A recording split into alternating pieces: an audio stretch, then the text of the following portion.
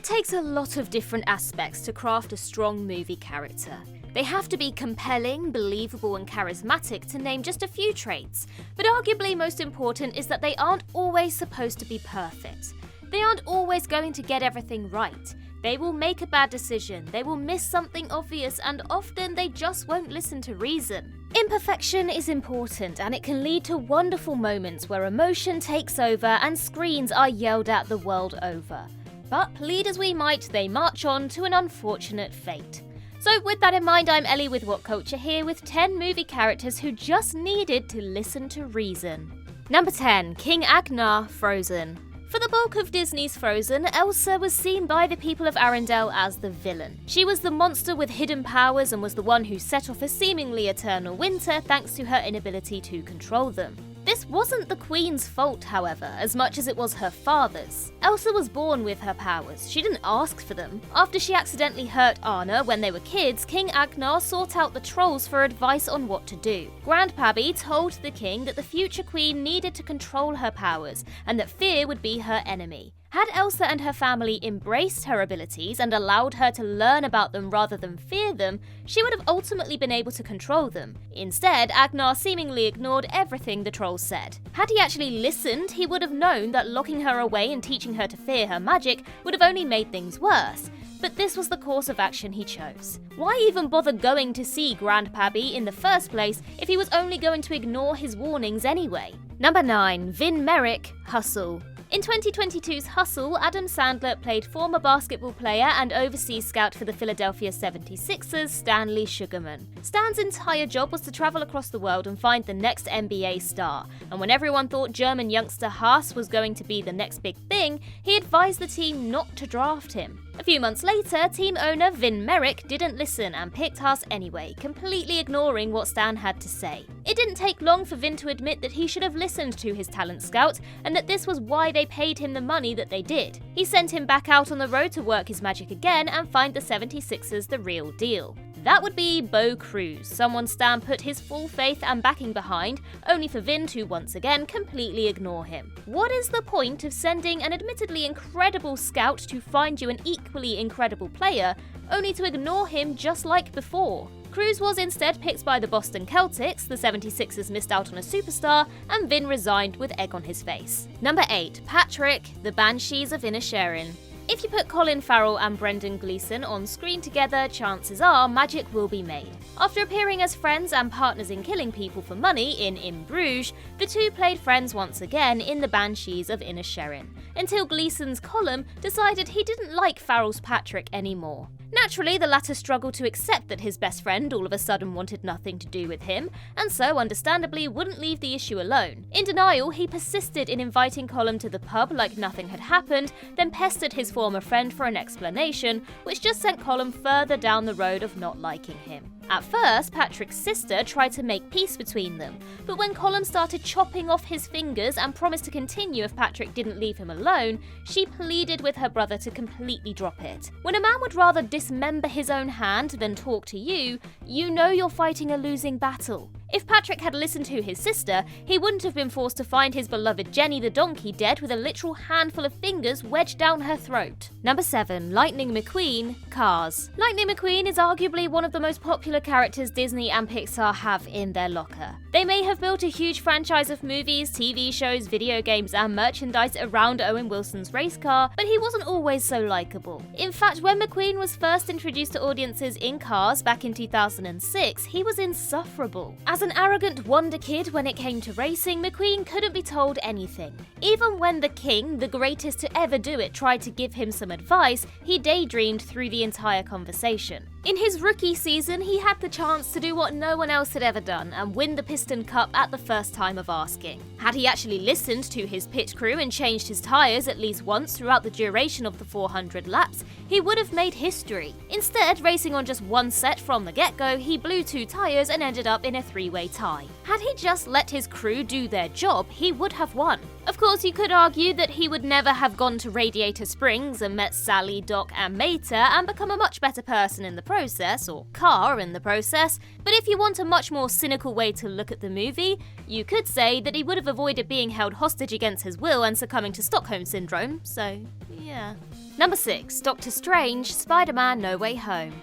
Stephen Strange was always something of a reckless character. I mean, the entire reason he found himself learning the mystic arts of Carmitage in the first place was because he crashed his car while checking x-rays and speeding on a wet, winding cliff road in the dark. Basically, not always one to listen to the rules. In fairness, this often allowed the would-be Sorcerer Supreme to be effective as a superhero, as directly disobeying what he was taught about the Time Stone helped him defeat both Dormammu and ultimately Thanos. However, it did also cause a big multiversal issue when Peter Parker came to him for help in Spider-Man No Way Home. After Spider-Man's secret identity was outed to the world in Spider-Man Far From Home, he came to Strange asking for a spell to fix things in the sequel. Strange obliged, but thanks to the magic being tweaked several times while being cast, things went incredibly wrong and the Sorcerer essentially ended up breaking the multiverse, bringing multiple Spidey villains to Earth 616 who all had Parker on their hit list. If only there was someone who could have warned him against performing such a dangerous spell. Oh wait, Wong immediately did just this, claiming that it travels the dark borders between known and unknown reality, and most people would have listened. But not Doctor Strange though. Oh no. Number 5. Apollo Creed, Rocky IV. There was a time when Apollo Creed was widely viewed as the greatest boxer in the world. He was the heavyweight champion when he gave Rocky a shot at this title in the original 1977 film, and he fought at the highest level through until the day he retired. Even after winning the fight in the first Rocky movie though, Apollo wasn't happy with the way that he won and wanted a chance to beat his opponent properly. Such was the fighting spirit of the champ. However, in Rocky IV, when he wanted to go toe-to-toe with Ivan Drago in an exhibition match, Rock was forced to remind him that he wasn't the same fighter he used to be. He had been retired for 5 years at this point after all, while the Russian boxer was basically a machine. His promoters simply wanted to put on a display of his freakish power, for which Apollo was no match. But he wasn't about to listen. Boxing was more than his career, it was his lifestyle, and he struggled with the idea of letting it go. Ultimately, the same passion and intensity that made him such a good fighter in the first place won over, with his pride and ego and no small amount of patriotism essentially sending him into that ring to die. This fight took on the same underdog-style story as the first movie, with Apollo himself switching roles, but unfortunately, David doesn't always defeat Goliath. Number 4. Sarah Harding, The Lost World, Jurassic Park. No one ever seems to learn that if you keep going back to the islands that are inhabited by the greatest predators to have ever walked the face of the earth, bad things are going to happen. Had just a little bit of common sense been exercised, none of the Jurassic Park movies would ever have happened. Arguably, one of the worst examples of this was Julianne Moore's Sarah Harding, who in The Lost World Jurassic Park voluntarily travelled to Isla Sorna to document dinosaurs roaming freely with no fences to keep her safe. Her motivations were understandable to a degree in that she was the best at what she did and this was a chance to do something that no one else would ever get to do. On the other hand, she was Ian Malcolm's partner, someone who no doubt would have told her of the horrors that happened to him at the hands of the dinosaurs at Jurassic Park. Even once they were on the island and Malcolm had travelled there to rescue her, she didn't heed his warnings. Seriously, all she had to do was listen to her partner, someone who had seen these creatures in the flesh and whom she was supposed to trust, and she would never have put herself in such danger. Number 3. Will Graham, Red Dragon.